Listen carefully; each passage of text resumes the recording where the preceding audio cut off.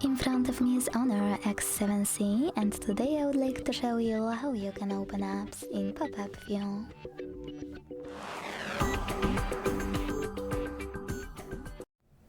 Begin by selecting an app you wish to use in this view and launching it in the background.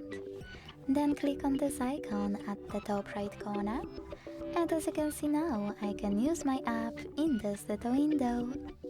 To move it around, hold this sign at the top and drag it. To scale it, hold one of its corners and drag it as well. To use your app in full screen view, click on this square at the top left corner. To turn it into a bubble, you can click on Home button, then tap on the bubble to access your window, or click on this line, also at the top left corner. If you want to close your window, tap on this X at the top right one.